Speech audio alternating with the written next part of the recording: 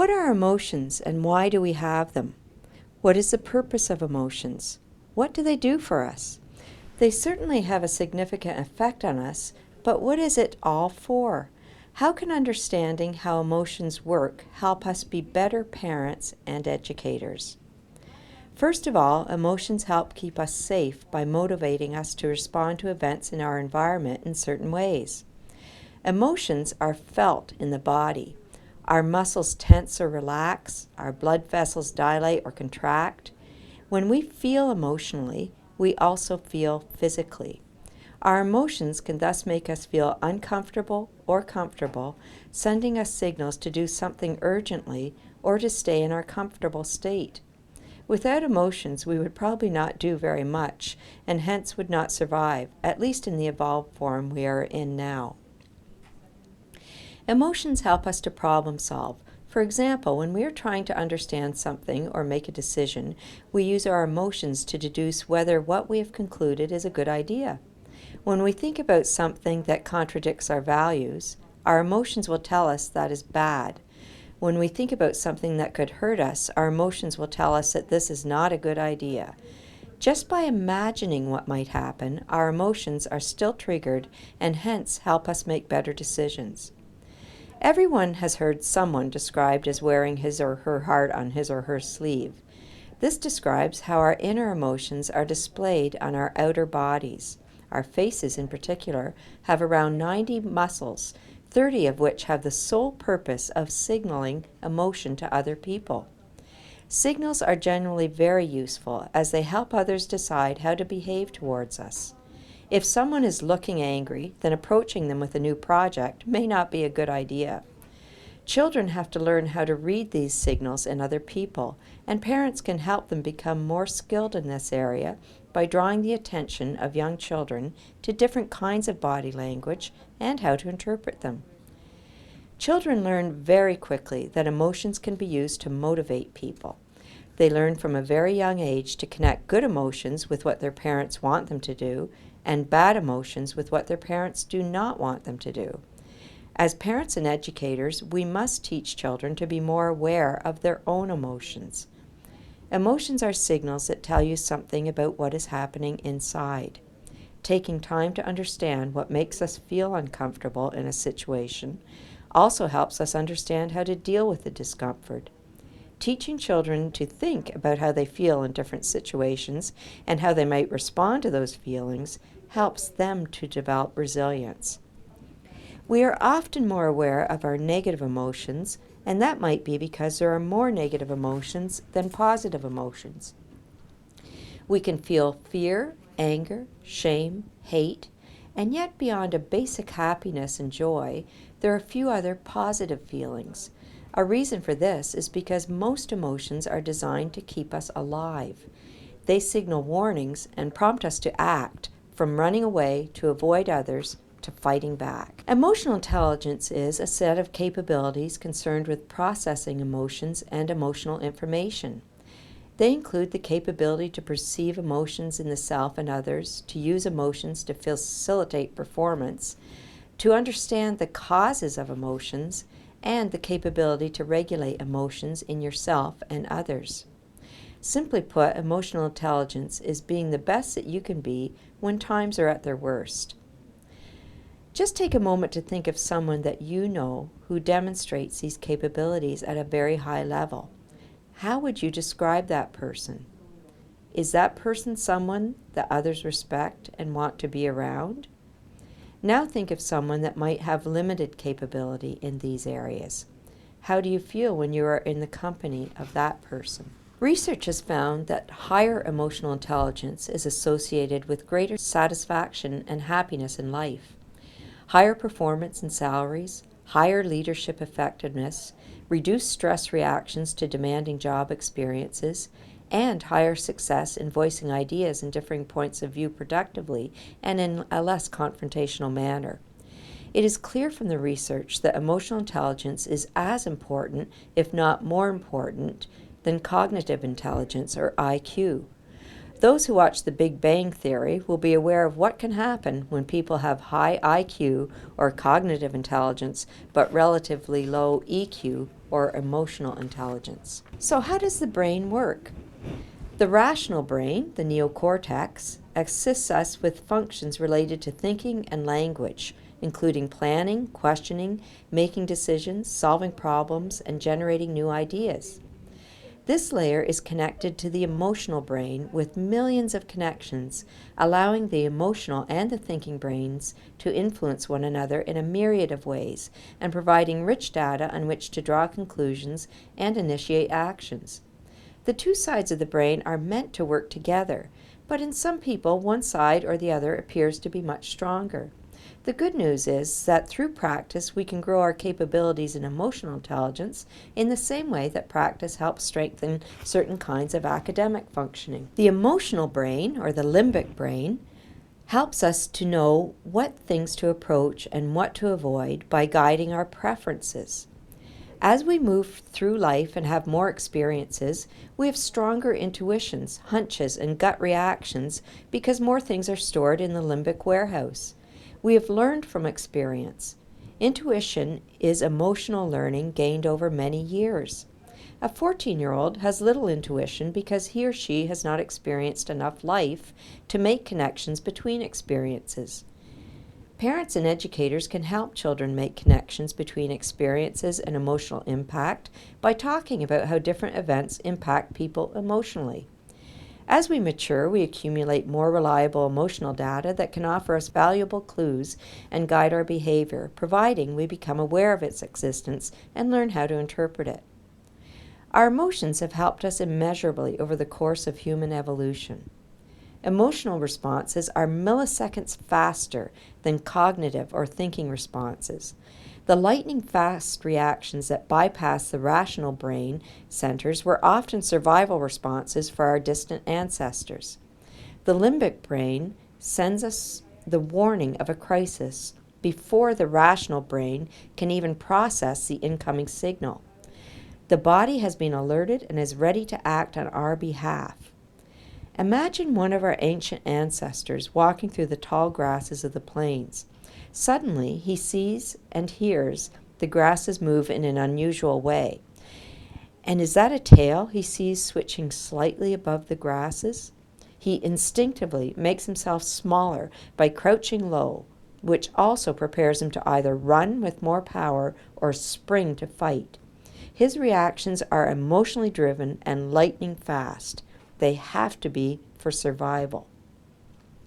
The emotional brain was conserved for a purpose. Today, physical survival is less of a threat than it was to primitive man, but data from the emotional brain still gives us important clues to our surroundings and the actions we need to take. Ignoring this data on purpose, or because we aren't aware of it, leaves us with only partial information for making important decisions. An important capability that emotionally intelligent people possess is the understanding of how to handle situations that are challenging by being aware of their physical and emotional responses to the situation. We are still wired to have the same emotional fight or flight response of our ancestors. It is not uncommon for people to become hijacked emotionally by situations that challenge physical safety or emotional well-being.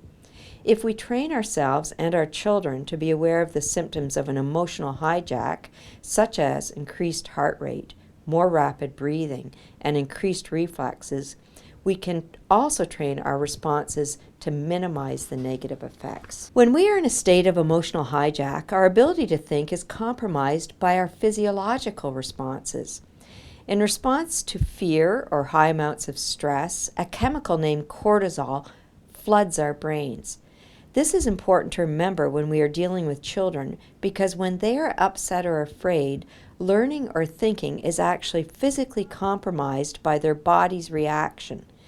It also is important to remember that the impaired ability to think lasts longer than the actual incident that caused the emotional hijack. Simply put, our ability to think can be severely impacted by our emotional state because of our body's physiological response to fear, stress, loss, etc. It is why parenting and learning happens best in environments that are safe and welcoming. In addition to the cortisol, which floods the brain during the emotional hijack, chemicals are also released into the bloodstream. These chemicals originally supported our ancestors' flight or fight response. If you have ever experienced that feeling of being at loose ends or very restless hours after a stressful situation, such as a car accident, it is partially as a result of the chemicals released into your bloodstream in response to your emotional reaction. Understanding that it can take 3 to 4 hours for the blood to clear is important because during this time, anyone that has been emotionally hijacked is not functioning at their full capacity. If you had a particularly challenging meeting or confrontation at work, your body could still be dealing with chemicals in your bloodstream when you arrive home and switch to your parenting role. Understanding that emotional needs drive behavior may help parents to reframe challenging parenting situations. If as parents we look at behavior as a puzzle to be solved rather than as something willful or intentional on the part of our children, we could learn patience as well as problem solving. When your daughter steps on your son's carefully constructed Lego building, outraging your son, pause to ask yourself, what is her behavior telling you? Knowing that she feels before acting, what feeling caused her to destroy her brother's creation? Does she understand the impact of her actions on her brother's feelings? Is your son capable to communicate in words how his sister's actions have impacted him? Pausing to ask yourself these questions before you respond to your daughter's actions or your son's tears may help you to respond in a way that supports your children in developing more emotionally appropriate ways to express their feelings. The emotional needs outlined on this slide are needs that humans share and that drive all of our behaviors. Think of a time when you were working in a situation in which these needs were, for the most part, being met. Were you more likely to put in a little extra effort, be kinder to your coworkers, express your opinions and ideas more openly? In contrast, think of a time when you worked in an environment where very few of these emotional needs were met. Did you enjoy your work, put in extra effort, or go out on a limb with a new idea? An interesting experiment was conducted in the 1970s that highlighted the importance of a sense of control or voice in the workplace. 2 physically identical offices were set up. The same number of people worked in each office, and the work was identical in each office. Each office had a radio playing in the background. In one office, the workers could change the station, and in the other office, the workers had no ability to change the station. The workers in the office that could choose which station played were found to be far more productive than the workers in the office that had no control over the station which played. Having voice and choice matters in the workplace and in the family. Do your children have the opportunities to make choices that are appropriate to their age level? The good news is that there are strategies that can help people respond in more emotionally healthy ways to challenging situations. I'm going to share one simple strategy with you that both adults and children can learn to use with practice. It has 4 simple steps and an acronym that will help you remember the steps. SOSS. The first S stands for stop, and that simply means pause before responding. Step away or disengage in order to respond more thoughtfully. Some people find it helpful to develop and practice a physical response that reminds them to pause before responding. For example, some people intentionally tap their leg, twist their ring, or stroke their chin while they think. This practiced response builds in time for the cortisol to leave the brain and for the person to exercise the next step in this simple strategy. The O in SOSS stands for oxygenate. In this step, focus on slowing down your breathing and taking deeper breaths. This has a calming result because increasing the oxygen in your body causes the cortisol that floods your brain and the chemicals that enter your bloodstream to clear more rapidly. This is why intentional breathing is such an important part of yoga. Practice taking a few slow, deep breaths now. Breathe in deeply and slowly exhale each time. Do you feel the calming influence? The third letter in our acronym is S, and it stands for Strengthening Appreciation. There is significant research on the powerful impact of feeling and expressing gratitude on personal well-being. When we feel grateful, our empathy and compassion for others increases, and it is almost impossible to be angry or judgmental. In order to connect with that feeling of appreciation as part of the SOSS strategy, it is important to frame and practice your appreciation story. Think of a time in your life when you felt extremely grateful. I have several gratitude stories that I bring to mind when I need them, but the one I call upon most frequently is about caring for my mother when she was dying. She understood that she was very near the end of her life, and it was important to her that she receive the last rites. My sister and I had called the priest, but he was not coming, and my mother was becoming more and more agitated. It came to me suddenly that maybe my mother just needed to pray. So I asked her if she would feel better if the three of us prayed together. She immediately calmed down, and my sister and mother and I held hands. I asked my mom what she wanted to say to God, and in a frail voice she prayed. "Dear God," she said, "thank you for letting my daughters be with me today." My sister and I were so moved by our mother's prayer. We felt grateful to know that our presence meant so much to her at that time. Whenever I think of that moment, I am filled with appreciation, and that memory helps me to respond to others in a more compassionate manner. What is your powerful gratitude story? Take a moment to think about it and to remember every detail about the occasion or event. Simply remembering it when you are in a challenging situation will help you to respond in a more thoughtful manner. The last letter in our acronym is another S, and this one stands for Seek Information. The more that you understand about a situation, the better prepared you are to respond appropriately in an emotionally intelligent manner. Think back to our ancient ancestor walking on the grassy plains. He hears and sees the grass move in an unusual way. His amygdala fires and he crouches low. But then he sees that it is a small child with a stick rather than a hungry predator. This information removes the trigger and allows our ancestor to relax. Think of a challenging parenting situation that might cause you to respond in a negative way to your child's demand.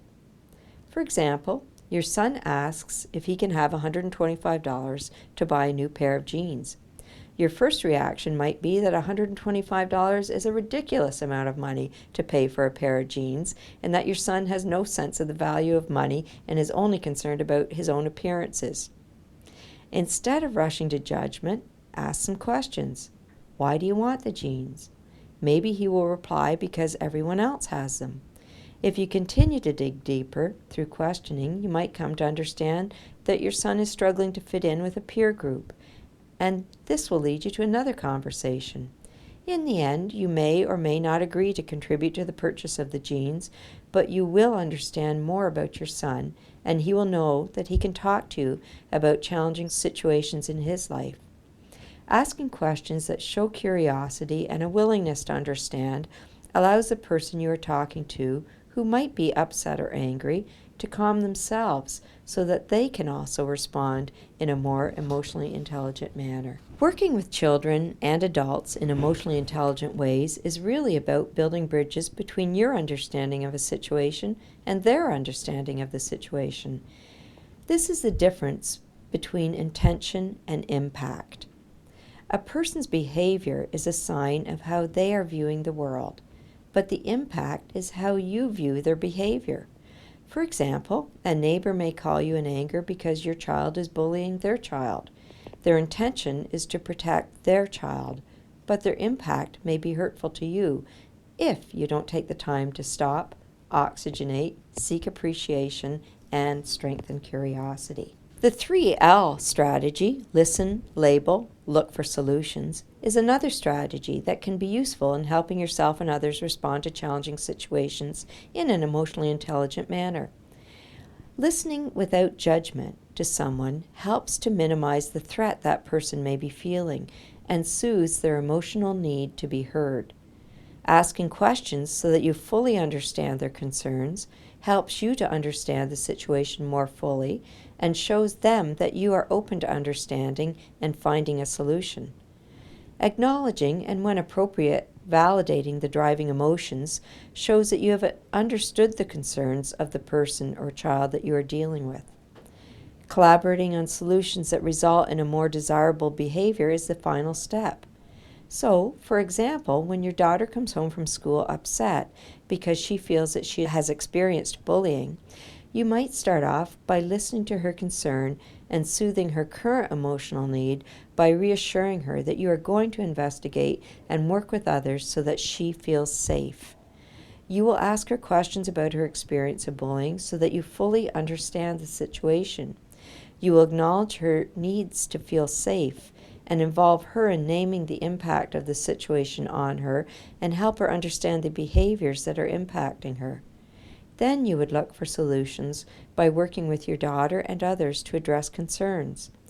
It is so important that your daughter sees you model responding to challenging circumstances in a thoughtful manner so that she learns that problems can be overcome, thus leading to the development of resilience and perseverance, skills that are very important throughout life. The SOSS strategy and the 3L strategy are models that can help anyone, adult or child, manage challenging circumstances. However, they do require practice if they are to become a natural stance to responding to challenging circumstances in emotionally intelligent ways. I hope that you have found this information helpful. Thank you for taking the time to view these materials.